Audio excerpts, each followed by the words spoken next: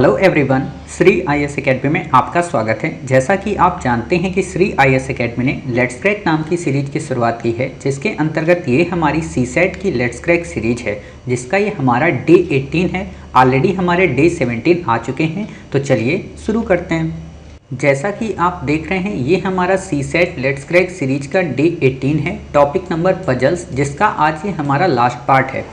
Already हमारे इससे संबद्ध 3 पार्ट आ चुके हैं। उम्मीद है कि आपने उन सभी पार्ट्स को प्लेलिस्ट में जाकर देखा होगा। और आपको एक अच्छी बात हम ये बताएं कि हमने रीजनिंग की सीरीज को प्लेलिस्ट में अलग रूप दे दिया है। अर्थात सीसेट में तो आपको सभी वीडियो मिक्स मिलेंगे, कॉम्प्रीहेंशन, मैथ और रीजनिंग के। और आप प्लेलिस्ट में अगर जाएंगे तो आपके लिए अलग से हमने एक प्लेलिस्ट बना दी है जो कि रीजनिंग से संबद्ध है। तो जिन बच्चों को रीजनिंग ही करनी हो वो केवल रीजनिंग की क्लासेस को जाके वहाँ से अवेल कर सकते हैं। हम अपनी आज की क्लासेस की शुरुआत करें, इससे पहले आपको पता होना चाहिए कि हमने आपकी प्रीलिम्स की तैयारी को हर हाल में कंप्लीट कराने के लिए लेट्स क्रैक नाम की प्रीलिम की सीरीज निःशुल्क रूप से शुरू की है, जिसमें हम आपको न केवल जीएस के 2000 से भी ज़्यादा इंपॉर्टेंट टॉपिक को कवर कराते हैं, बल्कि 24 से 36 माह के करंट अफेयर्स को भी कंप्लीट कराते हैं। ऑलरेडी इन सीरीज में हमारे काफ़ी सारे पार्ट आ चुके हैं। उम्मीद है कि आपने उन सभी पार्ट्स को देखा होगा। बैक ईयर के संदर्भ में हम आपको ये बताते हैं कि विगत वर्षों में आए हुए प्रश्नों को आपको कैसे ट्रिक्स और टैक्टिक्स के माध्यम से सॉल्व करना है। साथ ही सीसेट की लेट्स क्रैक में हम न केवल आपको कॉम्प्रीहेंशन को सॉल्व करने की ट्रिक्स बताते हैं, बल्कि रीजनिंग और मैथ के पोर्शन को कैसे कवर करके आपको 27+ क्वेश्चन अपने हर हाल में सही करने हैं, ये प्रोसेस भी बताते हैं। टारगेट 60+ सीरीज आपकी 1 मई से शुरू होगी, जिसमें हम 2000 से भी ज़्यादा इम्पॉर्टेंट टॉपिक को जो यहाँ पढ़ाएंगे उनको एमसीक्यू के माध्यम से सॉल्व करने की कोशिश करेंगे। हालांकि इससे पहले हमने आपको नित्य 80 से भी ज़्यादा एमसीक्यू ब्रेकफास्ट, लंच और डिनर के रूप में देने की कोशिश करते हैं, जो कि टेलीग्राम में डेली आपको मिल रहे हैं। तो आप में से जो पर्सन टेलीग्राम चैनल से न जुड़े हों वो नीचे दिए गए डिस्क्रिप्शन बॉक्स में लिंक की मदद से टेलीग्राम चैनल से जुड़ सकते हैं। इसके अलावा आपको जितनी भी पीडीएफ चाहिए होंगी वो पीडीएफ आपको वहाँ पे हम अवेल कराते हैं। साथ ही आपको कई सारी ऐसी नई चीज़ें, चाहे वो मैपिंग की दृष्टि से हों या फिर कई रिपोर्ट्स हों या फिर कई प्रकार के आर्टिकल्स हों या कोई इम्पोर्टेंट मैसेज हो या आपके मोटिवेशनल स्ट्रॉन्गनेस को बढ़ाने के लिए कोई फीचर हो, वो सब हम वहाँ पे प्रोवाइड कराते हैं। तो आप वहाँ से भी हमारे चैनल से जुड़ सकते हैं। तो आपको अच्छे से पता है कि पजल्स में हमने अपने 3 पार्ट्स कवर कर लिए थे, तो ये हमारा अंतिम पार्ट है। इस पार्ट में हम जो शेष क्वेश्चन रह गए हैं उन क्वेश्चन को कवर करेंगे। हालांकि हमने सोचा तो ये था कि शेष क्वेश्चन 1 या 2 ही रह गए होंगे, बट हमने जब उनको काफ़ी गहनता से देखा तो पता चला कि वाकई में काफ़ी सारे क्वेश्चन शेष रह गए थे। तो हम आज उन सभी क्वेश्चन को कवर कर लेंगे, अर्थात 2011 से लेके 2020 तक के जितने भी बैक ईयर में प्रश्न आए हैं उनको कवर करते हैं। चलिए देखते हैं। तो हमारा आज का पहला क्वेश्चन कौन सा है? तो पहला तो आपको पता है 2020 में कोई क्वेश्चन ही नहीं आया, तो उम्मीद इस वर्ष इसीलिए सबसे ज़्यादा है। हम आपको क्यों ऐसे टॉपिक सबसे पहले पढ़ा रहे, क्योंकि इन्हीं टॉपिक से इस बार क्वेश्चन आएगा। और आप देखकर आश्चर्य में पड़ जाएंगे कि जब क्वेश्चन पजल से पूछता है तो एक पजल से लगभग 4 क्वेश्चन आते हैं। मतलब 4 का आप समझ सकते हो कि 24 अगर आपने पैसेज कर लिए और उसमें आपके 20 पैसेज सही हो गए, कोडिंग और डिकोडिंग से 2 क्वेश्चन सही हो गए, फिर आपका ब्लड एंड रिलेशन से 1 क्वेश्चन सही हो गया और 4 आपके पजल सही हो गए, तो 4, 3, 7 और 20, 27 तो केवल यही हो गए और बाकी तो आप हवा में सॉल्व कर लेंगे। क्लियर? तो इसलिए ये इम्पोर्टेंट हो जाता है। तो हम इस टॉपिक को देखते हैं। तो हमारा आज है 2019 का क्वेश्चन नंबर 1। काफ़ी सरल क्वेश्चन है, दिखने में जितना बड़ा है पढ़ने में उतना ही ईजी है। तो देखते हैं। किसी 5 मंजिला इमारत को जिसके पहले व 5वें तल 4 भिन्न रंगों का इस्तेमाल कर रंगा गया है और एक तल को रंगने में सिर्फ एक ही रंग का इस्तेमाल किया गया है। कहने का मतलब क्या है कि कोई 5 मंजिला इमारत है, उस 5 मंजिला इमारत के जितने भी फ्लोर हैं उनमें से एक को अलग रंग से रंगा गया, दूसरे को अलग, को तीसरे से अलग, चौथे को अलग, अर्थात हर एक को अलग अलग रंगों से रंगा गया है। बीच के 3 तलों को भिन्न रंगों से रंगा गया है, दूसरे और चौथे तल को भिन्न रंगों में रंगा गया है, पहले व 5वें तल को लाल रंग में रंगा गया। आपको ये कंडीशन इसने दे दी है, तो काफ़ी अच्छा है। देख के ही हम कर लेंगे। कैसे करेंगे तो उसको हम देख लेते हैं। तो आप ऐसे देखिए, आपको क्वेश्चन क्या दिया है, आप क्वेश्चन को अगर आप ध्यान से देखेंगे तो क्या कहा है, बीच के 3 तलों को। तो हम एक बार क्या करते हैं, 5 फ्लोर बना लेते हैं, फर्स्ट, सेकेंड, थर्ड, फोर्थ और फिफ्थ। क्लियर, हमने 5 फ्लोर यहाँ पे ये बिल्डिंग बना ली। तो जब हमने 5 फ्लोर की ये बिल्डिंग बना ली है ऐसे करके, ठीक है, तो आप ये बताइए, ये 5 फ्लोर की बिल्डिंग बन गई है। इसने क्या कहा है कि बीच के 3 तलों को अलग अलग रंगों से, ठीक है, तो यहाँ 3 रंग हमारे इस्तेमाल हो गए, ध्यान देना, यहाँ पे 3 रंग इस्तेमाल हो गए। अब बचा एक रंग और इसने आपको कंडीशन दे दी है पहले व 5वें को लाल से, पहले व 5वें को लाल से। तो आप बताओ, यहाँ पे लाल हो गया, यहाँ पे दूसरा कलर हो गया, यहाँ फिर दूसरा हो गया, यहाँ फिर दूसरा, यहाँ पे लाल, अर्थात आपके 4 कलर हो गए, 3 और 1 4, यानी कि हमारी कंडीशन पूरी फुलफिल हो गई है। दूसरे व चौथे तल को भिन्न रंगों में रंगा गया है। तो पहला ये था, दूसरा भी अलग है और चौथा भी अलग, सॉरी ये चौथा आपका अलग है। तो सिंपल सी बात है, क्योंकि 3 अलग अलग रंग हैं, तो ये क्लियर हो गया, ठीक है।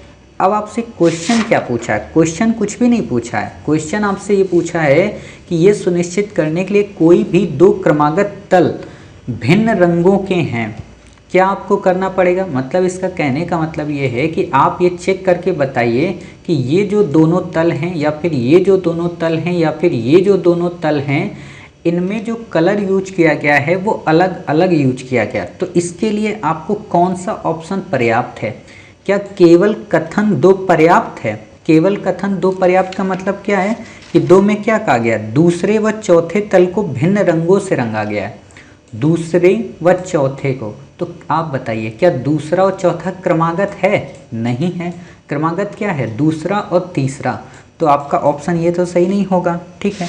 फिर देखिए, आपसे क्वेश्चन का है केवल कथन 3 पर्याप्त है, केवल कथन 3 पर्याप्त है। आप देखो तीसरा क्या कह रहा है, पहले व 5वें तल को लाल रंग से रंगा गया है, यानी कि पहला लाल है, दूसरा कोई अलग है, ठीक है, 5वां लाल है, चौथा कोई अलग है। सिंपल सी बात है, ये हमें दर्शा दे रहा है कि कोई भी 2 फ्लोर जो हैं उनका कलर अलग अलग है, ठीक है। तो जब हमें इसमें ही क्लियर हो जा रहा तो बाकी की हमें फिर ज़रूरत क्या है, ठीक है। तो आपसे यही ऑप्शन पूछा है कि क्या केवल कथन 3 पर्याप्त है। तो हाँ, केवल 3 से ही हम बता सकते हैं कि पूरी बिल्डिंग में जो कलर का उपयोग किया गया है वो अलग अलग है, ठीक है। तो इसमें ज़्यादा बिल्कुल नहीं सोचना है, नहीं तो आपका आंसर गड़बड़ हो जाएगा, ठीक है। नॉर्मल थिंकिंग करनी, अब जिस बिल्डिंग में आप रहते हो या जहाँ पे रहते हो उसको इमेजिन करो और उसी को बस थिंक कर लो कि अच्छा हमें कैसे बताएंगे कि अलग अलग फ्लोर में अलग अलग कलर हैं, ठीक है। तो उम्मीद है आपको क्वेश्चन समझ में आ गया होगा, ये ऑप्शन से ही सॉल्व होते हैं। सी नंबर आप देखो, कथन 1 पर्याप्त नहीं है, किंतु कथन 1 के साथ साथ 2 का होना भी पर्याप्त है। आपको कथन 1 में क्या कह रहा है, कथन आपसे कह रहा है बीच के तीनों तलों को भिन्न रंगों से रंगा गया है, और दूसरा कह रहा है दूसरा व चौथे तल को भिन्न रंगों से रंगा गया है। तो ये तो ठीक है, लेकिन हम ये कैसे कहेंगे कि पहला और 5वां जो कलर है वो अलग अलग है या एक ही है। तो इससे तो सूचना का अभाव मिलता है, तो ये तो पर्याप्त ही नहीं है, सी नंबर, ठीक है। ऐसा ही डी में दिया है कि कथन 3 पर्याप्त नहीं है, किंतु कथन 3 के साथ साथ 2 का होना पर्याप्त है। 2 की भाई हमें क्यों ज़रूरत पड़ेगी, समझो, जब हमने पता है कि 4 ही रंग हैं और 3 ऑलरेडी उसमें भिन्न भिन्न हैं, और तीसरा हमारा ये कंडीशन कह ही दे रहा है कि ऊपर लाल है और नीचे लाल है, तो इसमें ज़्यादा सोचने की ज़रूरत ही नहीं है, ठीक है। तो आपका आंसर इसमें आ जाएगा क्या, बी, ठीक है। तो उम्मीद है आपको क्वेश्चन समझ में आ गया होगा, बिल्कुल इजी क्वेश्चन था, इसमें ज़्यादा समझने की ज़रूरत है नहीं। अब हम देखते हैं अपना अगला क्वेश्चन। क्वेश्चन है हमारा 2017 में पूछा गया है कि नीचे दी गई सूचना के आधार पर 3 प्रश्नों के उत्तर दीजिए। बिल्कुल सिंपल सा है, आपको एक पूरा पैसेज दिया है, उस पैसेज को आपको पजल्स में इनकोड करना है और फिर आपको उसी से संबंधित 3 प्रश्नों के उत्तर दे देने हैं। तो पहले हम पजल्स को पढ़ लेते हैं, आखिरकार क्या कह रहा है।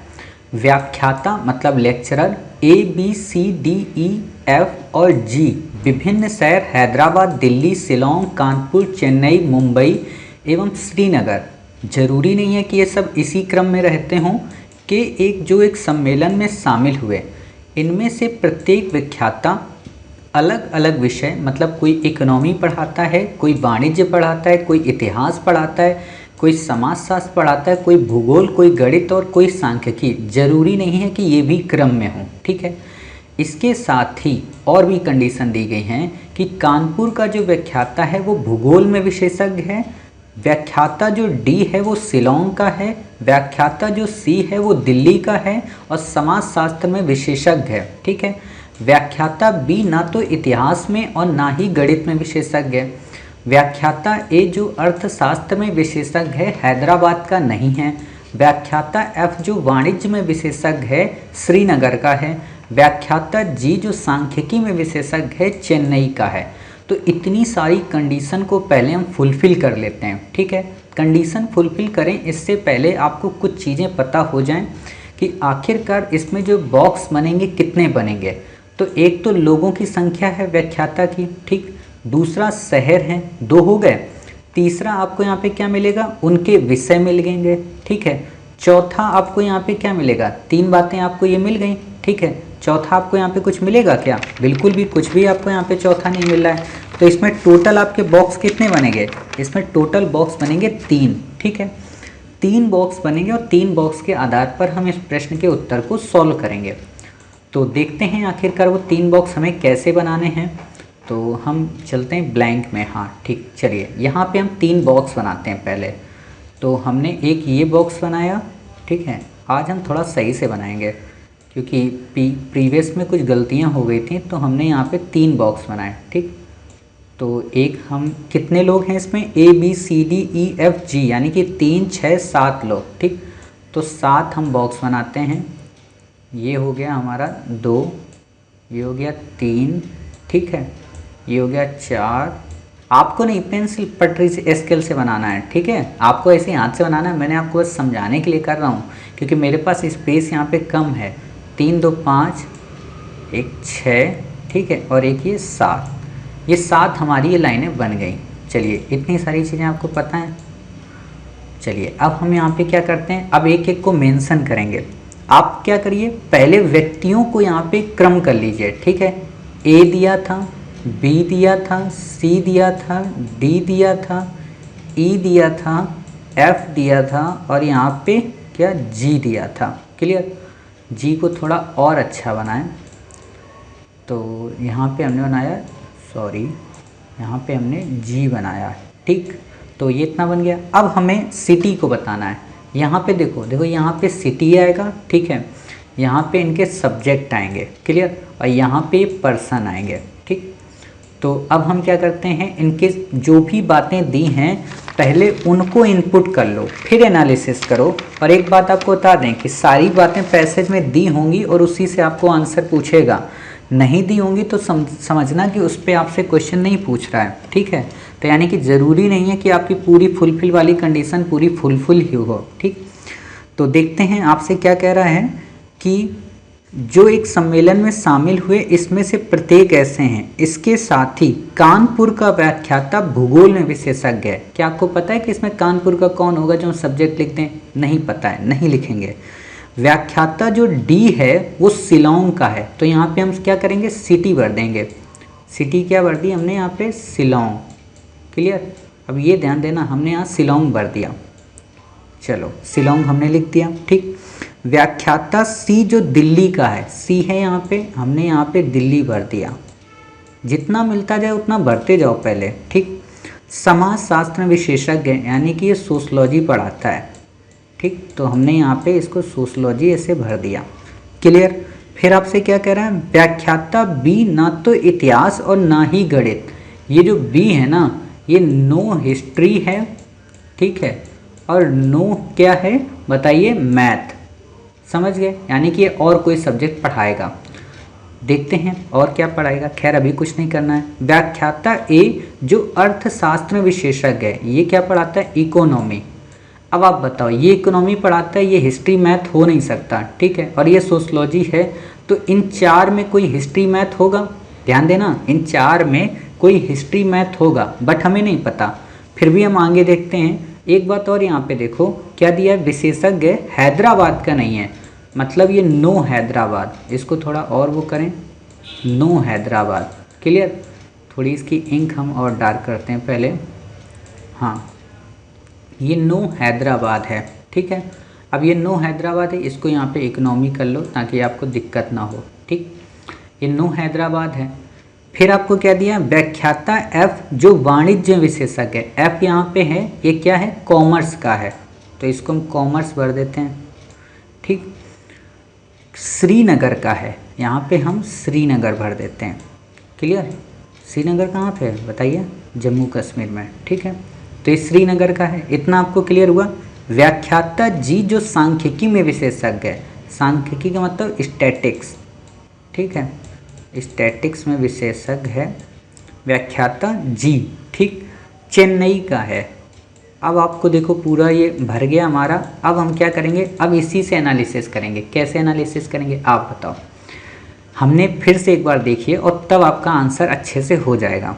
क्या दिया है, कानपुर का व्याख्याता भूगोल में विशेषज्ञ है। क्या यहाँ पे भूगोल आएगा बताइए, क्या यहाँ भूगोल आएगा, नहीं आएगा। तो भूगोल या तो इसमें आएगा और या तो इन दो में आएगा, ठीक। अब एक बात बताओ, सब्जेक्ट आपके पास कितने बचे हैं, तीन ही सब्जेक्ट बचे हैं, 1 2 3।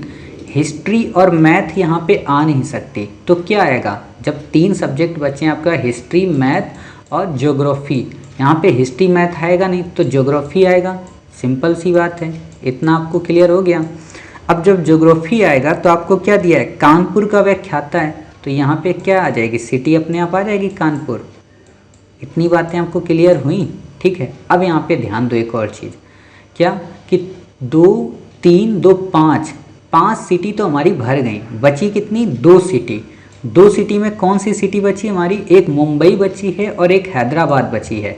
हैदराबाद ए में आएगी नहीं, बची कौन सी, मुंबई, तो हमने यहाँ पे मुंबई भर दिया। और जब यहाँ मुंबई आ गई तो ऑटोमेटिक यहाँ पे हैदराबाद आ ही जाएगी, क्लियर। इतनी बातें क्लियर हो गई। चलिए अब यहाँ पे एक और चीज़ देखो कि यहाँ पे सब हो गए, हिस्ट्री और मैथ हमारी बची है इस जगह पे, ठीक। तो अब इसको कैसे सॉल्व करते हैं, तो देखिए व्याख्याता जो डी है वो शिलोंग का है, व्याख्याता सी जो दिल्ली का है, समाजशास्त्र विशेषज्ञ है, व्याख्याता बी ना तो इतिहास में है और ना ही गणित में है, यानी कि वो ज्योग्राफी में है, व्याख्याता जो ए अर्थशास्त्र में है, हैदराबाद का नहीं है, बिल्कुल ठीक बात है, मुंबई का है, व्याख्याता एफ जो वाणिज्य में विशेषज्ञ है वो कहाँ का है, श्रीनगर का है, ठीक है, ये भी पता है। व्याख्याता जी जो सांख्यिकी में विशेषज्ञ है, चेन्नई का है। हमें नहीं पता कि इनमें से कौन हिस्ट्री पढ़ाता है और कौन मैथ पढ़ाता है, ठीक है, तो हमें देखना भी नहीं है, हो सकता है कि आपकी ज़रूरत ही ना पड़े। तो हम क्वेश्चन को अब देखेंगे जब इतनी इंडेक्स हमारी फुल हो गई। क्वेश्चन क्या है, पहला, भूगोल में विशेषज्ञ कौन है, तो आप बताइए कि ज्योग्राफी में कौन विशेषज्ञ है, बताइए ना, बी विशेषज्ञ है। आपको ऑप्शन में क्या दिया है, क्या बी विशेषज्ञ है कि डी विशेषज्ञ है, तो आपको अच्छे से पता है इसका विशेषज्ञ क्या है, बी, ठीक है। ऑप्शन ए आपका इसमें सही हो गया, ज़्यादा कुछ नहीं देखना है। फिर दूसरा क्या है, अर्थशास्त्र में विशेषज्ञ व्याख्याता किस शहर का है, इकोनॉमी, आप देखो ये इकोनॉमी है, कहाँ का है, मुंबई का है। ऑप्शन क्या मिला आपको, बी ऑप्शन मिल रहा, क्लियर, तो आपका ये वाला भी सही हो गया। तीसरा देखिए, निम्नलिखित में से कौन हैदराबाद का है, हैदराबाद कहाँ गया आपका बताइए। यहाँ पे हमें क्या पता चल पा रहा है कि इस जगह पे हैदराबाद का कौन सा है, तो एक चीज़ देखिए, हो सकता है कि यहाँ पे कुछ, हाँ ये देखिए, ये हैदराबाद का पता चला कि ई है हमारा, ठीक है, तो ये हम जान गए। शिलोंग का कौन है, डी है, तो हैदराबाद का कौन हुआ, ई हुआ। बस अब आप बताइए, क्या हमें यहाँ पे इनकी ज़रूरत पड़ी थी, हिस्ट्री और मैथ की, नहीं पड़ी थी। कई बच्चे इसलिए कंफ्यूज हो जाते हैं कि अरे भाई हिस्ट्री और मैथ को फुलफिल क्यों नहीं हो रहा है, तो नहीं करना है, हो सकता है ना पूछे। तो कई बार क्या होता है ना कि पढ़ाने वाले ऐसा पढ़ा देते कि नहीं पूरी की पूरी पजल्स फुल होगी ही तभी आपके क्वेश्चन सॉल्व होंगे, तो इस चीज़ से आपको बचना है, क्लियर। तो उम्मीद है आपको समझ में आ गया होगा। चलिए अब हम देखते हैं अपना अगला क्वेश्चन। अगला क्वेश्चन काफ़ी अच्छा है, हमने 2 क्वेश्चन कर लिए, दिखने में भले बड़े बड़े लगते हैं बट आपका इजी से हो जा रहा है, ठीक है। अगला क्वेश्चन काफ़ी सरल है ये वाला, इसमें ज़्यादा कुछ नहीं करना, बस इंडेक्स ही बनानी है। किसी पाठशाला में 5 शिक्षक ABCDE हैं, A और B हिंदी तथा अंग्रेजी पढ़ाते हैं, C और B अंग्रेजी और भूगोल पढ़ाते हैं, D और A गणित और हिंदी पढ़ाते हैं, E और B इतिहास और फ्रेंच पढ़ाते हैं। सबसे अधिक सब्जेक्ट कौन पढ़ाता है, तो इसके लिए भी हम क्या करेंगे, यहाँ पे 5 शिक्षक की बात दी है तो पांचों शिक्षक को हम यहाँ पे मेंशन कर देंगे और पांचों शिक्षक को मेंशन करने के बाद हम अपने इंडेक्स बनाएंगे और उसमें इन सबको फुलफिल कर देंगे। ठीक है, तो बताइए ये हमने मान लीजिए यही इंडेक्स हम इसको यूज करेंगे।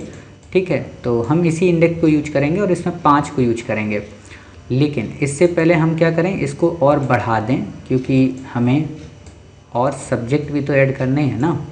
तो ये हमने यहाँ पे इसको बढ़ा दिया। ठीक है, ये ऐसे हमने किया, क्लियर। ये हमने बढ़ाया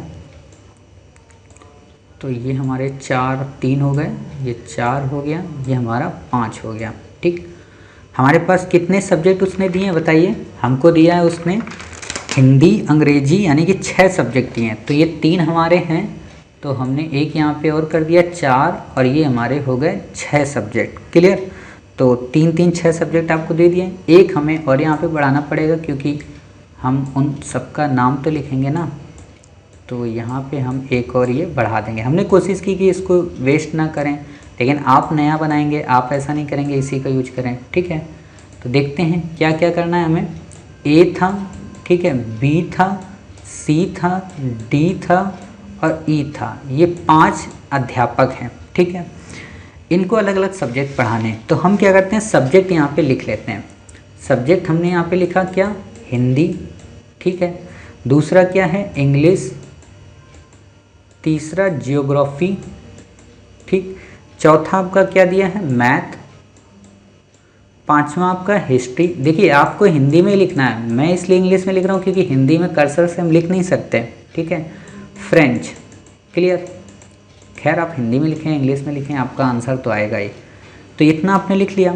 अब आपसे जो भी कहता जा रहा उसको आप फुलफिल करते जाइए। आपसे क्या कह रहा है, ए और बी हिंदी तथा अंग्रेजी पढ़ाते हैं। तो ए क्या पढ़ाता है, हिंदी पढ़ाता है और अंग्रेजी पढ़ाता है। बी क्या पढ़ाता है, हिंदी और अंग्रेजी पढ़ाता है। टिक करते जाओ। ठीक है, फिर देखो आपसे क्या कह रहा है, सी और बी अंग्रेजी और भूगोल पढ़ाते हैं। सी अंग्रेजी और भूगोल और बी भी पढ़ाता है अंग्रेजी और भूगोल। क्लियर, अंग्रेजी तो ऑलरेडी पढ़ा रहा था वो।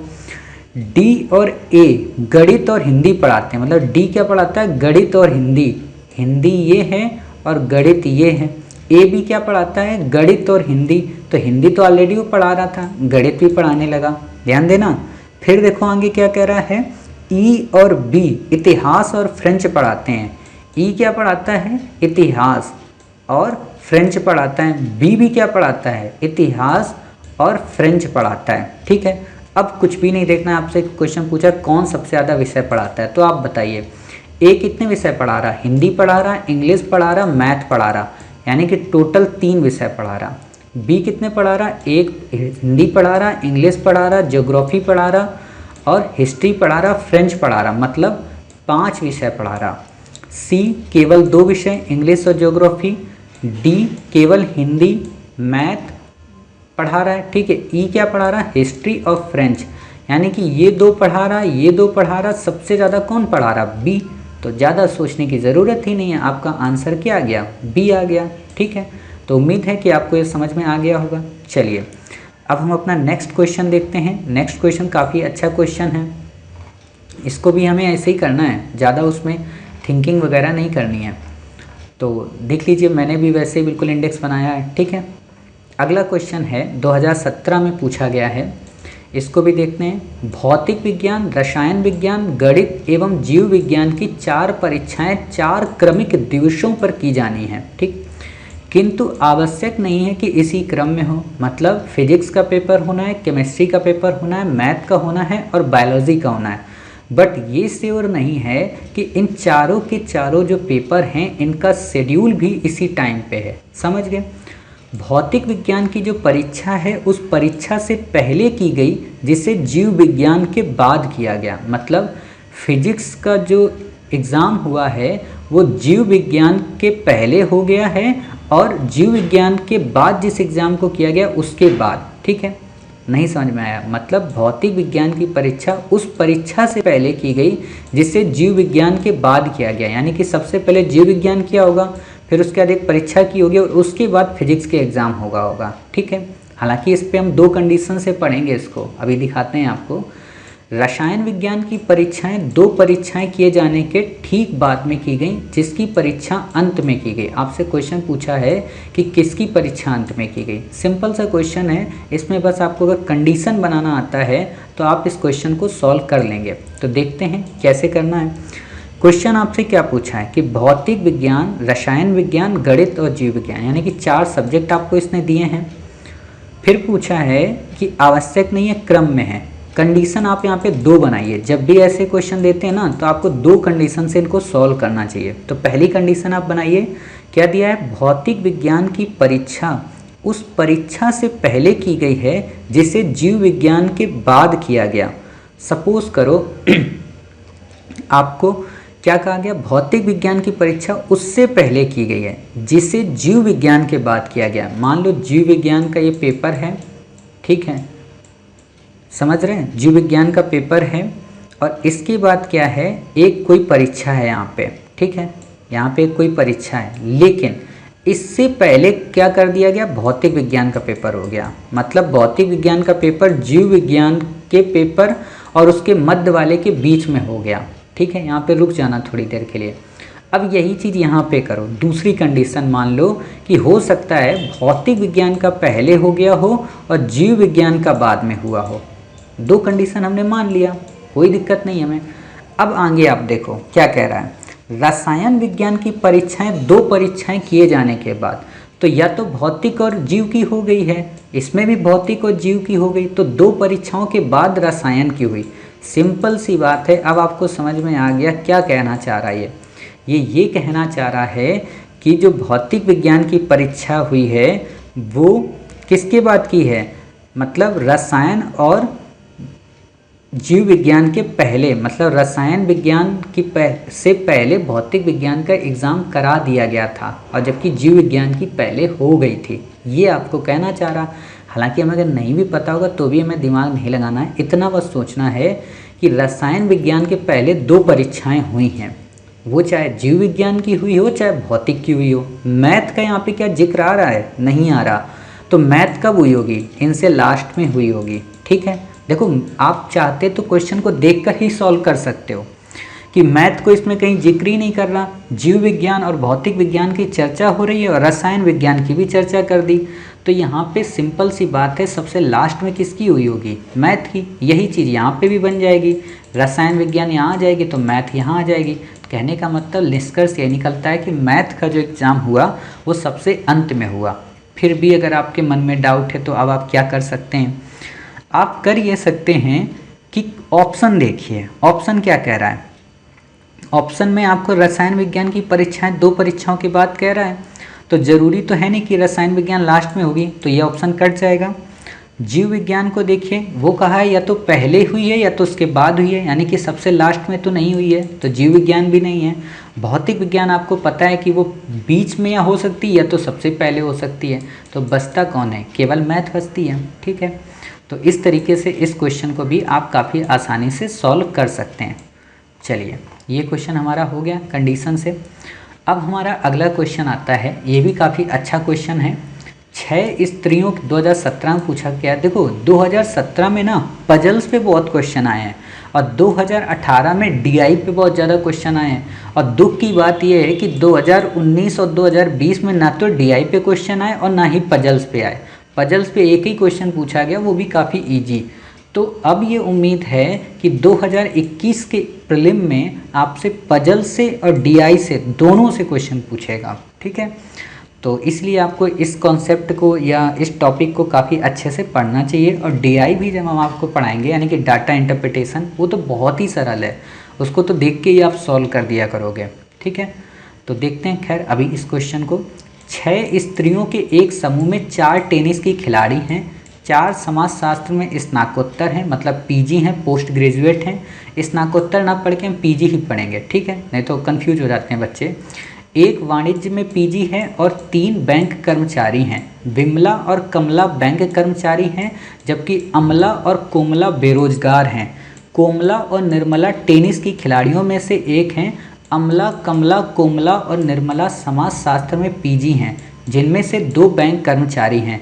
यदि श्यामला वाणिज्य में पीजी है तो इनमें से कौन ऐसी महिला हैं जो टेनिस की भी खिलाड़ी हैं और बैंक कर्मचारी भी हैं। क्लियर, काफ़ी सरल क्वेश्चन है, मतलब आप इसको अगर इंडेक्स बना लिए आंसर अपने आप आ जाएगा।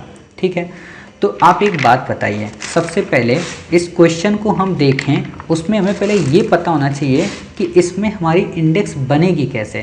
तो एक बार हम पहले इन लोगों को देख लेते हैं। ठीक है, तो आप यहाँ पे एक चीज़ देखो, क्या देखोगे आप, एक तो यहाँ पे स्त्रियों के बारे में कह रहा है तो स्त्रियों का एक इंडेक्स बन गया। ठीक है, दूसरा क्या कह रहा कि बैंक कर्मचारी हैं। ठीक है, तो दूसरा ये बन गया। तीसरा आपसे क्या कह रहा, बेरोजगारी की बात आ रही। ठीक है, चौथा आपका क्या कह रहा, टेनिस खिलाड़ी हैं। पांचवा आपका क्या कह रहा, सोशलॉजी में पोस्ट ग्रेजुएट हैं। छठा आपको क्या कह रहा कि कॉमर्स में पोस्ट ग्रेजुएट हैं। अर्थात इसमें आपके 6 इंडेक्स बनेंगे। ठीक है, तो 6 इंडेक्स बनेंगे, तो हम 6 इंडेक्स बनाते हैं और फिर इस क्वेश्चन को सॉल्व करते हैं। तो आप देखिएगा 6 इंडेक्स देख सकते हैं, 3 और 3 6 तो हमारे पास हैं ही, तो हम क्यों ना इसी को यूज करते हैं। ठीक है, पैसे बच जाएंगे अपने। आप सोचोगे सर पैसे किस बात के, खैर बच ही जाते हैं पैसे, मतलब मेहनत इतनी नहीं करनी पड़ती है। इंडेक्स बनाना भी तो काफ़ी महंगी चीज़ होती है ना। आप लोग कहेंगे वाह मास्टर, इंडेक्स बनाना भी महंगी चीज़ कब से हो गई। चलो कोई बात नहीं, फिर भी हम देखते हैं। ठीक है, तो 6 हैं यहाँ पे, तो 3 और 3 6, हम ये आगे वाले को छोड़ देते हैं। तो हमने क्या किया, यहाँ पे लेडीज़ को मेंशन किया। ठीक है, यहाँ पे हमने बैंक इनका लिखा, कौन बैंक में काम करता है कौन नहीं करता है। यहाँ पे हमने क्या लिखा, अनएम्प्लॉय मतलब बेरोज़गार हैं जो।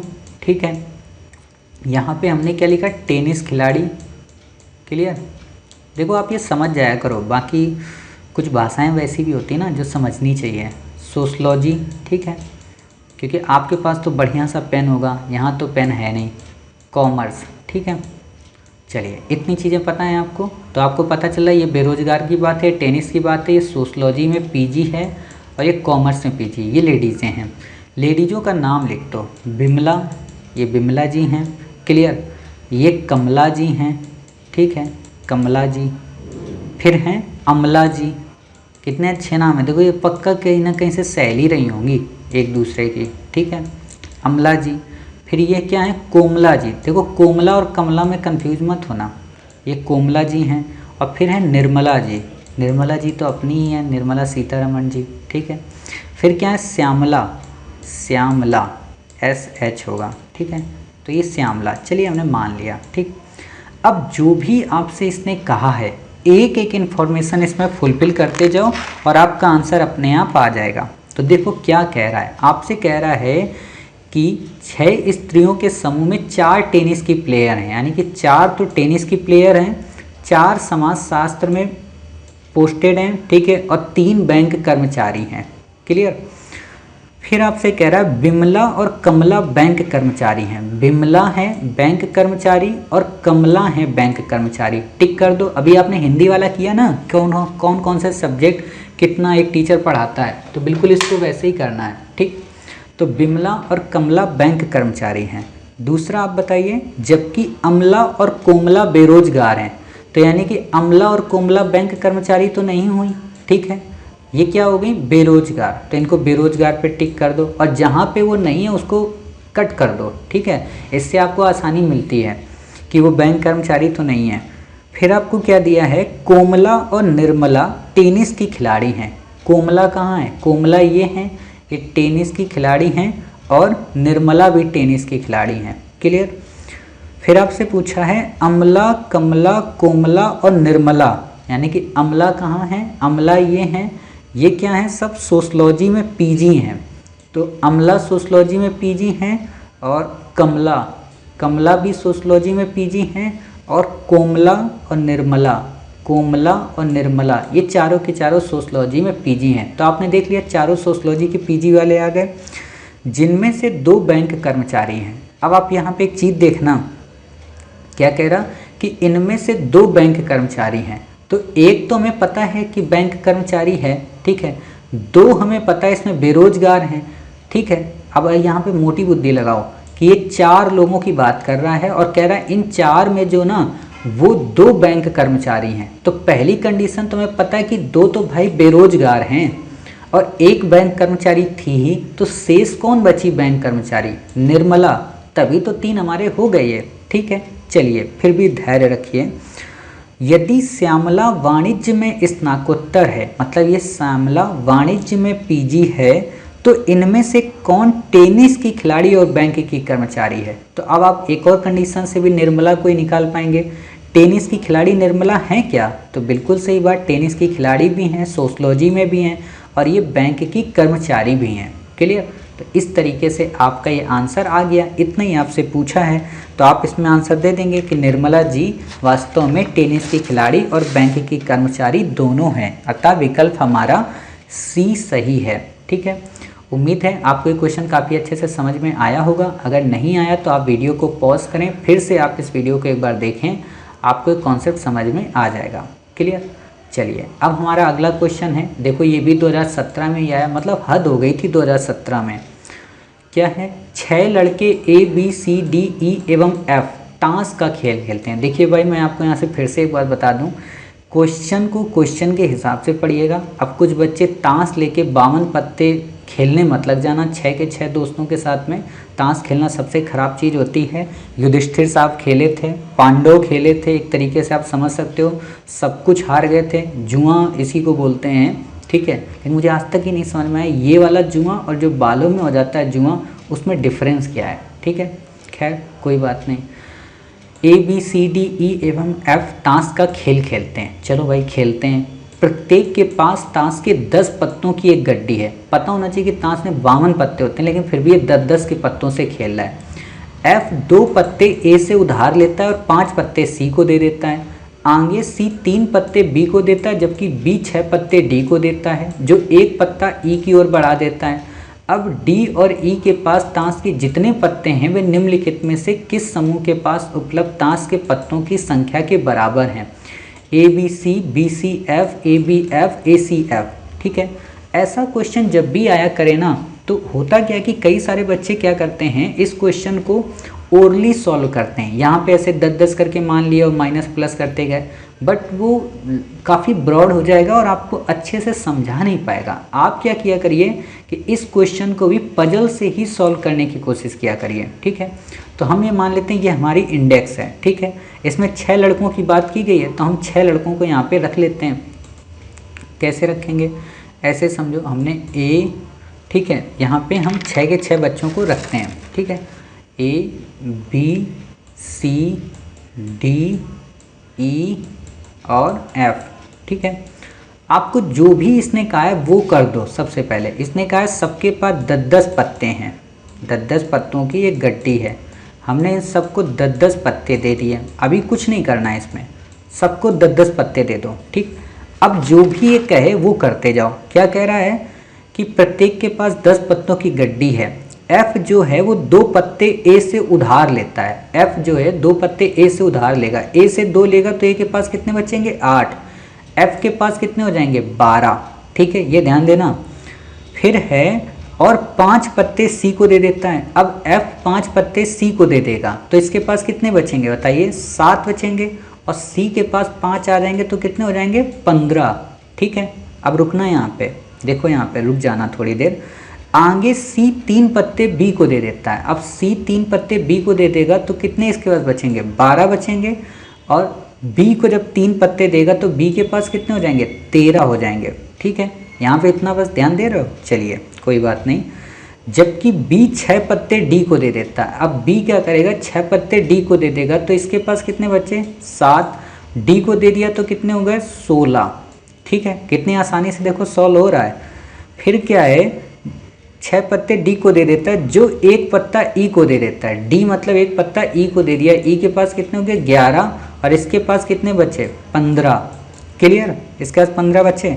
अब आपसे पूछा है कि D और E के पास ताश के जितने भी पत्ते हैं, मतलब D के पास इस समय कितने हैं? 15।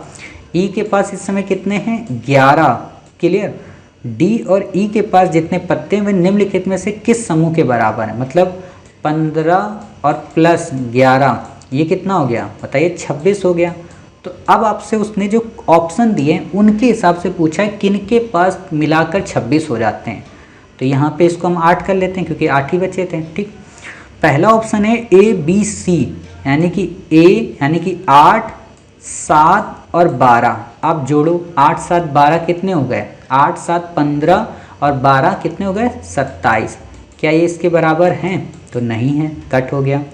दूसरा आपको दिया बी सी एफ। बी मतलब कितना है? 7, 12 और एफ कितना है? 7। तो 7, 7, 14 और 12 कितना हो गया बताइए? 26। यानी कि ये विकल्प हमारा बी वाला सही है, बी सी एफ वाला। ठीक, खैर फिर भी सी हम चेक करते हैं। A B F, A B F आप देखो, 8 है ए, बी है 7, एफ है 7। 7, 7, 14, 7, 3, 21 और 1, 22। तो ये भी नहीं हुआ हमारा।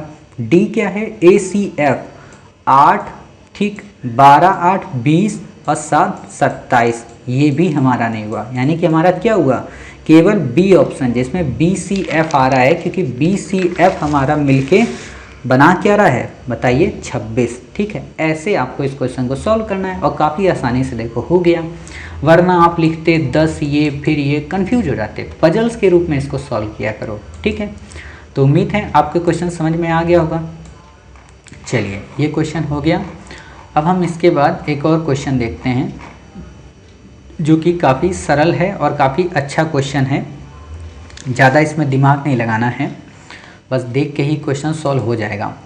एक परीक्षा में रणधीर को कुणाल और देबू को मिले कुल अंकों से अधिक अंक प्राप्त हुए हैं।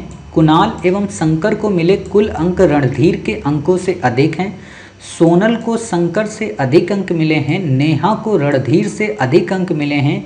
इनमें सबसे ज़्यादा अंक किसे प्राप्त हुए हैं? ठीक है, तो ये बिल्कुल सिंपल सा क्वेश्चन है। सिंपल है और ट्रिकी भी है। सिंपल क्यों है? क्योंकि इसमें सब कुछ दिया हुआ है, लेकिन कुछ चीज़ें नहीं दी हुई हैं। तो देखते हैं क्या दिया है क्या नहीं दिया है।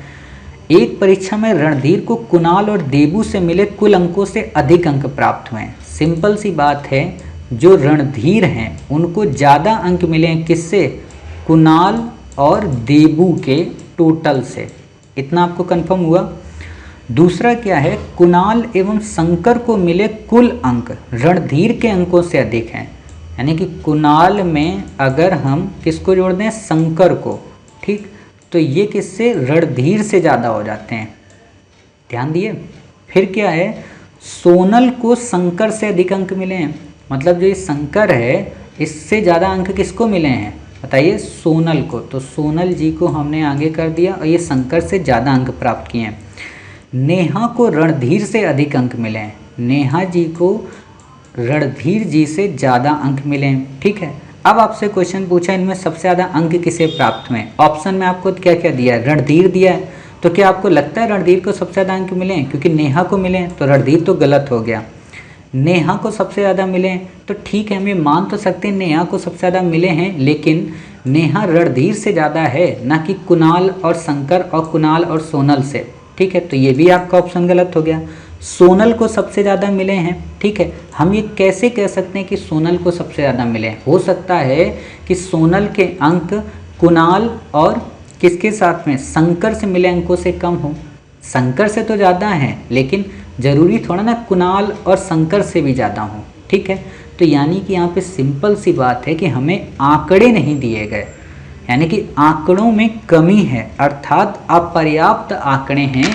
तो अपर्याप्त आंकड़ों की वजह से हम ये नहीं कह सकते कि किसे सबसे ज़्यादा अंक मिले हैं। क्लियर? तो आपका ऑप्शन क्या आएगा? डी। ठीक है, ऐसे क्वेश्चन बहुत पूछती है और बच्चे आंसर निकालने के चक्कर में ना लगा के ही आएंगे, और इसीलिए आप देखिएगा जो बच्चे तुक्का मारते हैं ना उनका गलत होता है, क्योंकि ऐसे क्वेश्चन यूपीएससी देती है और बच्चों को लगता है ये वाला तो सही होगा ही होगा। ठीक है, और मैथ में तुक्का नहीं चलता। मैं आपको एक बात बता दूं, दुनिया में हर जगह आप तुक्का लगा सकते हो, लेकिन मैथ में आप तुक्का लगाएंगे तो आप अपनी पास से गलती करके आएंगे। और मैथ में अगर आप क्वेश्चन सॉल्व करते हैं ना तो उसका आंसर सही ही आएगा, गलत आएगा तो गलत ही होगा। ठीक है, चलिए अगला क्वेश्चन देखते हैं 2016 का। काफ़ी अच्छा क्वेश्चन है ये वाला भी, और इसमें भी कुछ नहीं करना है, बस इंडेक्स का आपको उपयोग करना है। नीचे दिए गए प्रश्नों के उत्तर दें। जब 3 मित्र ए, बी और सी मिले तो पाया कि उनमें से प्रत्येक ने एक भिन्न रंग की ऊपरी पोशाक पहन रखी थी। मतलब ऊपर उन्होंने कुछ ऐसा पहन रखा था जो अलग था। यादृच्छिक क्रम में, यादृच्छिक ये वर्ड काफ़ी टफ है। यादृच्छिक का मतलब होता है कि आवश्यक नहीं है कि यही क्रम हो, अर्थात जरूरी नहीं कि ए बी सी अगर क्रम में हैं तो उनमें ए पोशाक पहने हो, बी जैकेट पहने हो और स्वेटर और टाई पहने हो, ऐसा नहीं है, ठीक है। तो ये गलत हो जाएगा। सॉरी, पोशाक कह रहा हूँ, जैकेट स्वेटर और टाई ये तीन है, पोशाक का तो मैंने वर्ड ही है, ठीक। पोशाकें जैकेट स्वेटर और टाई हैं और रंग इनका नीला सफ़ेद और काला है, यानी कि सब कुछ तीन तीन है, ठीक है। उनके फुल नेम यादृच्छिक क्रम में रिबोरो, कुमार एवं सिंह हैं। आगे क्या ज्ञात होता है कि ना तो बी ने ना ही रिबोरो ने सफ़ेद स्वेटर पहना था, सी ने टाई पहनी थी, सिंह की पोशाक सफ़ेद नहीं थी, कुमार जैकेट नहीं पहनता, रिबोरो को काला रंग पसंद नहीं है, हर एक मित्र ने केवल एक ही रंग की एक ही ऊपरी पोशाक पहनी थी। तो ये कंडीशन आपको इसने दे दी। क्वेश्चन काफ़ी सरल है, बस आप अगर इसको इनकोड कर लेंगे तो आपका आंसर आ जाएगा। हम अपने क्वेश्चन को इनकोड करें इससे पहले आपको एक बात पता हो कि आखिरकार इसमें कितने बॉक्स बनेंगे। तो आपको पहली बात दी है कि 3 मित्र हैं, तो एक बॉक्स तो मित्र का बन गया, दूसरा बॉक्स बन गया पोशाकों का, ठीक है, तीसरा बॉक्स बन गया उन पोशाकों के कलर का और चौथा बॉक्स बन गया उन बंदों का जो जिनका नाम है, किसी का रिबोरो, किसी का कुमार और किसी का सिंह। क्लियर? यानी कि 4 बॉक्स बनेंगे, 3 स्टेप में सॉल्व होगा। तो अब हम क्या करते हैं, सबसे पहले बॉक्स बना लेते हैं। अब आप में कुछ बच्चे तो बड़ा नाराज़ हो रहे होंगे कि मास्टर आप तो अपना बॉक्स बनाए हो। तो बिल्कुल सही बात है, हमने बॉक्स बना रखा है, तो हम क्या करते हैं, इन्हीं बॉक्स को यूज करते हैं, आखिरकार फ्री में बने हैं ना सब। तो आपसे जो क्वेश्चन दिया है आपको बस उसे मेंशन करना है। तो आपको दिया है 3 मित्र हैं, ए, बी और सी, ठीक है। आपको उतने ही आसानी से इस क्वेश्चन को सॉल्व करना है। जो दिया उसको लिख लो। पोशाकें दी हुई हैं, ठीक है, दी हुई है ना, रंग उनके दिए हुए हैं ना, और पर्सन दिए हुए हैं कि उनके क्या क्या नाम हैं। आपको जितनी भी कंडीशन है उनको लिखते जाइए, जो नहीं दी है उसे आप बाद में लिखिएगा। क्या दिया है, ना तो बी ने ना ही रिबोरो ने। आप एक बात बताइए, ये क्या कह रहा है, ना तो बी ना तो रिबोरो, मतलब ये दोनों अलग अलग हैं, बी अलग है और रिबोरो अलग है, यानी कि बी रिबोरो नहीं हो सकता। इतना तो आपको पता चल गया ना। चलिए, सफ़ेद स्वेटर पहना था, मतलब इन दोनों ने वाइट स्वेटर नहीं पहना है, ठीक है। अब आप बताओ, जब बी नहीं पहन रहा होगा और ए और सी में कोई सफ़ेद स्वेटर नहीं पहन रहा होगा, यानी कि रिबोरो, तो सिंपल सी बात है कोई एक तो पहन रहा होगा ए या सी में, ठीक है, यानी कि ए या सी में कोई एक सफ़ेद स्वेटर पहन रहा होगा, ठीक। जो स्वेटर पहनेगा उसका कलर सफ़ेद होगा। अगली कंडीशन देखो, सी ने टाई पहनी थी। अब आप बताओ, सी ने जब टाई पहन ली, बी सफ़ेद स्वेटर नहीं पहनेगा तो कौन सफ़ेद स्वेटर पहनेगा, ए पहनेगा। तो ए ने पहन लिया क्या, स्वेटर, किस कलर का, सफ़ेद कलर का। तो हमने यहाँ पे लिख दिया, ए ने पहन लिया सफ़ेद कलर का स्वेटर। अब ए ने स्वेटर पहना, सी ने टाई पहना, एक ही ड्रेस तो बची क्या, जैकेट। तो जैकेट कौन पहनेगा, बी पहनेगा। क्लियर हुआ इतनी बातें? चलिए, अब हमें आगे भी कुछ नहीं पता है। फिर क्या कह रहा है, सिंह की पोशाक सफ़ेद नहीं थी। सिंह यानी कि यहाँ पे नहीं आएगा, ठीक है, सिंह इन दोनों में आएगा, ठीक है। दूसरा चीज़, कुमार जैकेट नहीं पहनता, यहाँ पे कुमार नहीं आएगा, ठीक। रिबोरो को काला रंग पसंद नहीं है, अर्थात एक बात बताओ, रिबोरो को काला रंग पसंद नहीं है, ठीक, तो काला रंग और सफ़ेद वो पहनता नहीं है। ध्यान दो, रिबोरो सफ़ेद पहनता नहीं, मतलब यहाँ पे रिबोरो आएगा नहीं, और इन दोनों में से कोई एक काला होगा तो वो काला पसंद नहीं करता है। तो कोई एक ऐसा होगा बी और सी में जो रिबोरो से संबंधित है। अब यहाँ पे 1 मिनट और रुको, मैंने शुरू में ही बताया है कि बी अलग है, रिबोरो अलग है। तो कहने का क्या मतलब है कि रिबोरो काला नहीं पहनता, तो काला क्या होगा, बी वाला होगा, ठीक है, बी काला हो गया, ठीक। रिबोरो क्या हो गया, सी हो गया। सिंपल सी बात है। या फिर भी हम नहीं समझ पा रहे तो हमें नहीं पता रिबोरो क्या होगा, हम यहाँ पे रुक जाते हैं थोड़ी देर के लिए। लेकिन आप एक बात बताइए, शुरू में हमने पढ़ा है कि रिबोरो सफ़ेद स्वेटर नहीं पहनता, तो ए पे तो रिबोरो आएगा नहीं, बी पे रिबोरो हो नहीं सकता, तो सी पे ही रिबोरो होगा। तो हमने यहाँ पे रिबोरो को मेंशन कर दिया, ठीक। अब रिबोरो को मेंशन कर दिया, सफ़ेद काला हो गया, ये क्या बचा, नीला। अब हमारे पास 2 पर्सन बचे हैं, कौन कौन, कुमार और सिंह। आपको ऑप्शन में क्या दिया, कुमार जैकेट नहीं पहनता, तो कुमार जब जैकेट नहीं पहनता तो कुमार क्या पहनेगा, स्वेटर पहनेगा। जैकेट अब कौन पहनेगा, सिंह पहनेगा, ठीक है। और ऑप्शन में आपको क्या दिया, सिंह की पोशाक सफ़ेद नहीं है, तो सिंह यहाँ पे आया। सिंह की पोशाक सफ़ेद नहीं है, रिबोरो काला पहनेगा नहीं, ठीक है। स्वेटर जैकेट उसको पसंद नहीं है, तो ऐसे आपने इसको फुलफिल कर लिया। क्लियर। अब आप क्वेश्चन देखिए, क्वेश्चन कह रहा है सी का कुल नाम क्या है, रिबोरो है, कुमार है या सिंह है। सी जो है इसका क्या नाम है, रिबोरो है, अर्थात इसका ऑप्शन हमारा ये सही हुआ। दूसरा, टाई का रंग क्या है, टाई का रंग नीला है, काला तो है नहीं, ना ही सफ़ेद है, ठीक है। तो यह तो आपको पता चल गया पहले से। चलिए फिर आपका क्या है, स्वेटर किसने पहना था, ए ने पहना था स्वेटर, ये तो पहले में ही निकल आया आपका। क्लियर। तो काफ़ी सरल था, मतलब जितना टाइम वैसे लगता है ना क्वेश्चन को देखने में, उससे इजी है इसको सॉल्व करना, ठीक है।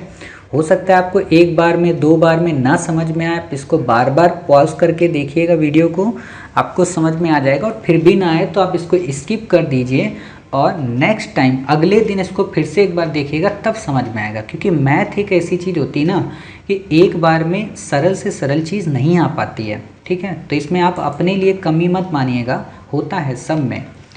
2016 में आया है क्वेश्चन, देखते हैं। ए ने अंगूर और अनानास खाए, कुछ लोगों के मुंह में तो पानी आ गए होंगे। बी ने अंगूर और नारंगियां खाई, नारंगियां का मतलब संतरे, नारंगियां खाई। सी ने नारंगियां खाई, अनानास एवं सेब खाए।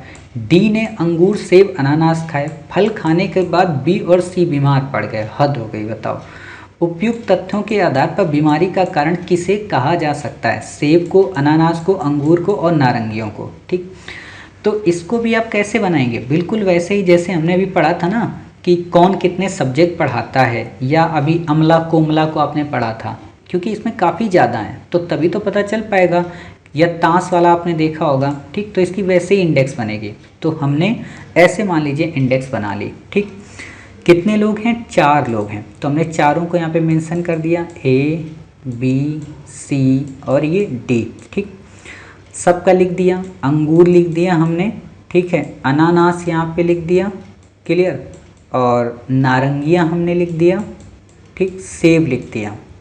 अब जो जो कह रहा है वो पे टिक करते जाओ, क्या कि ए ने अंगूर और अनानास खाए, अंगूर और अनानास खाया, ठीक है।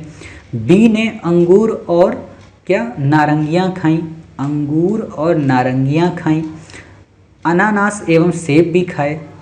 बी ने नारंगियाँ खाई, सॉरी, सी ने नारंगियाँ खाई, सी कहाँ गया, सी ने नारंगियाँ खाई। अनानास और सेब भी खाया, सेब भी खाया, अनानास भी खाया, मतलब काफ़ी ज़्यादा भूखा था बेचारा, ठीक है। डी ने अंगूर सेब अनानास खाए, अंगूर भी खाए, सेब भी खाए और अनानास भी खाए, ठीक। अब आपसे क्वेश्चन क्या पूछा है कि बी और सी बीमार पड़ गए, तो एक बात बताओ, बी ने क्या खाया था, अंगूर खाया था और नारंगियाँ खाई थी। सी ने क्या खाया था, अनानास खाया था, नारंगियाँ खाई थी, सेब खाई थी, मतलब दोनों ने कॉमन क्या खाया था, नारंगियाँ। तो माना ये जा सकता है कि बी और सी ने कॉमन जो खाया उसी से बीमार पड़े। तो क्या खाया, नारंगियाँ, आंसर क्या आएगा, नारंगियाँ। क्लियर। इतना ही समझना है, इसमें बाकी कुछ भी नहीं समझना है कि दोनों जब एक ही चीज़ कॉमन खाएंगे, सिंपल सी बात है, एक ही व्यक्ति के संपर्क में आएंगे तो बीमार पड़ेंगे, तो माना जाएगा कि किसका ये मित्र था, पता चला उनका मित्र था, तो बीमार हो गए, ठीक है। चलिए अब हमारा क्वेश्चन क्या है, काफ़ी अच्छा क्वेश्चन है हमारा, शायद ये हमारा लास्ट क्वेश्चन ही है, हाँ लास्ट क्वेश्चन ही है हमारा। तो इसको देख लेते हैं और इसके बाद फिर हमारा टॉपिक पूरा कंप्लीट हो जाएगा, टॉपिक क्या पूरा पार्ट भी कंप्लीट हो जाएगा, और फिर हम अपना सिटिंग अरेंजमेंट नेक्स्ट पार्ट से करेंगे। तो क्वेश्चन है आपका, एक दल में 5 व्यक्ति PQRST हैं, दल में एक चिकित्सक है, एक वकील है, एक कलाकार है। P और S अविवाहित विद्यार्थी हैं, T एक पुरुष है जिसका विवाह दल के एक सदस्य से हुआ है। Q P का भाई है और वह ना तो चिकित्सक है ना ही कलाकार है। R चिकित्सक नहीं है, ठीक है। कुछ नहीं करना है इसमें, बस आपको बॉक्स बनाने हैं। और कितने बॉक्स बनेंगे आप बताइए, पर्सन का एक बॉक्स बनेगा, उनके व्यवसाय का एक बॉक्स बनेगा, और उनकी स्थिति का कि वो विवाहित हैं या अविवाहित हैं, ठीक है। तो 3 बॉक्स बनने हैं, फटाक से आप 3 बॉक्स को बनाइए, आप बनाइए, हमें नहीं बनाना है। क्यों नहीं बनाना है, आपको अच्छे से पता है कि हमने बॉक्स बना रखे हैं, ठीक, तो हम इन बॉक्स का ही इस्तेमाल करेंगे। तो 5 व्यक्ति हैं, कौन कौन से हैं? P है, Q है, R है, S है और T है। ये 5 व्यक्ति हैं। इसमें व्यवसाय दिया है तो हमने व्यवसाय का बना लिया, ठीक है, और स्थिति का इनकी बना लिया। क्लियर? क्या कह रहा है कि इनमें से एक चिकित्सक है, एक वकील है, एक कलाकार है और 2 अविवाहित हैं। ठीक, 2 अविवाहित कौन है? P और S। P और S अविवाहित हैं, इनको हमने लिख लिया अविवाहित, ठीक, और S भी अविवाहित। क्लियर? ये 2 अविवाहित हैं। T एक पुरुष है, T एक ये पुरुष है, ठीक, जिसका विवाह हो गया, मतलब विवाहित है। अब जिससे विवाह हुआ होगा तो कोई एक तो इसमें होगा ना जिससे इनका विवाह हुआ होगा, ठीक, तो हमें नहीं पता कौन है। Q या R में कोई एक हुआ होगा जिससे इनका विवाह हुआ होगा, बट अभी हमें नहीं पता, कोई बात नहीं, छोड़ देते हैं। Q P का भाई है, वह ना तो चिकित्सक है ना ही कलाकार है। Q जो है वो P का भाई है, ना तो चिकित्सक है और ना ही कलाकार है। जब ना चिकित्सक है ना ही कलाकार है तो वो क्या हो सकता है बताइए? वो वकील हो सकता है। जब वो ना तो चिकित्सक है और ना ही कलाकार है तो क्या होगा? वकील होगा। तो हमने इसको यहाँ पे वकील कर दिया। भाई 3 बातें वो दे रहा है कि 3 इसमें बेरोजगार वाले होंगे। फिर आपसे क्या कहा है कि R चिकित्सक नहीं है। अब आप बताओ, वकील हमें पता चल गया, ठीक, अब हमें क्या पता करना है? कलाकार और चिकित्सक। कलाकार और चिकित्सक, हमारे पास बच कौन सा रहा है? हमारे पास R बच रहा है और क्या बच रहा है आपका बताइए? T बच रहा है। आपको दिया क्या है कि R चिकित्सक नहीं है, तो R जब चिकित्सक नहीं, कलाकार और T बच रहा है तो क्या होगा? R कलाकार होगा, ठीक है, और T क्या होगा? चिकित्सक होगा। ठीक, इतनी बातें आपकी क्लियर हुई? नहीं क्लियर हुई हैं तो फिर से आप इसको देखिए। क्यों? क्योंकि क्वेश्चन में आपको क्या क्या दिया है? एक दल में 5 व्यक्ति हैं, दल में एक चिकित्सक है, एक वकील है, एक कलाकार है। P और S अविवाहित विद्यार्थी हैं, ठीक है, ये क्या था? विद्यार्थी था, और ये S क्या था? विद्यार्थी था। हमारे पास R और T बच रहे थे, Q वकील हो ही गया था, ठीक है, R और T में ये दे दिया कि R चिकित्सक नहीं है तो R कलाकार हो सकता है, T चिकित्सक हो गया। इतनी बातें क्लियर हुई? अब आपसे जो जो क्वेश्चन पूछा है आप उस क्वेश्चन को मेंशन कर दीजिए, आपका आंसर अपने आप आ जाएगा। कैसे? चिकित्सक कौन है बताइए? आपसे पूछा चिकित्सक कौन है तो T है चिकित्सक। कलाकार कौन है? कलाकार R है। क्लियर? R का पति या पत्नी कौन है? अब सिंपल सी बात, इसने क्वेश्चन में ही दे दिया है कि ये विवाहित है, तो विवाहित कौन था? यहाँ पे T था, तो T इसकी पति हो गया, ठीक है, T हो गया B। अब वकील कौन है आपसे पूछा, वकील कौन हो गया? Q हो गया। अब एक बात बताइए, यहाँ पे एक चीज़ और पूछी, कौन निश्चित रूप से पुरुष है? कौन निश्चित रूप से पुरुष है? आप बताओ। R महिला है, T पुरुष ऑलरेडी है, T ऑप्शन में इसने दिया नहीं है। आपको दिया PSQ, PSQ, P और S तो विद्यार्थी ना अभी, ठीक है, उसमें कोई जेंडर उनका दिया नहीं है। Q जो है वो संभवतः हर हाल में क्या है? पुरुष ही है, क्योंकि वो वकील है। क्लियर? तो इस तरीके से आपका इसका आंसर आ जाएगा Q। समझ गए? तो काफ़ी इजी था, इसमें ज़्यादा दिमाग लगाने की ज़रूरत नहीं है। उम्मीद है कि आपको सारी क्लासेस समझ में आई होंगी, और इस तरीके से हमने अपने पजल्स के पूरे टॉपिक को काफ़ी गहनतापूर्वक अध्ययन कर लिया। अर्थात अपने 4 पार्ट में हमने पूरे के पूरे पजल्स को कंप्लीट कर लिया है। उम्मीद है कि आपको सारी क्लासेस समझ में आ रही होंगी। तो अब हम अपने अगले पार्ट से सिटिंग अरेंजमेंट को करेंगे, और सिटिंग अरेंजमेंट को करने के बाद हम क्या करेंगे बताइए?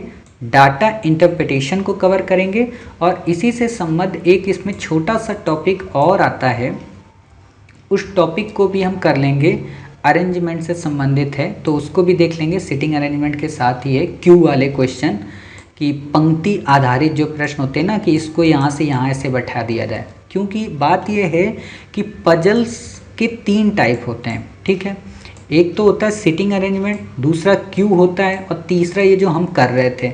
तो हम चाहते हैं कि तीनों की तीनों एक ही जगह कंप्लीट हो जाएं और आपको किसी प्रकार की दिक्कत ना हो। फिर इसके बाद हम डाटा इंटरप्रिटेशन कर लेंगे। हमारी कोशिश ये है कि 24 अप्रैल तक आपका ये पूरा का पूरा टॉपिक कंप्लीट करा देंगे रीजनिंग का, और फिर इसके बाद हम कॉम्प्रीहेंशन को 3 से 4 दिन में कंप्लीट करा देंगे, और फिर उसके बाद 4 से 5 दिन में मैथ को, यानी कि इस माह के एंड तक हमारा हर हाल में सीसेट कंप्लीट हो जाना चाहिए। क्लियर? तो मिलते हैं अपने नेक्स्ट पार्ट में, तब तक अपना ख्याल रखिए और स्वस्थ रहिए।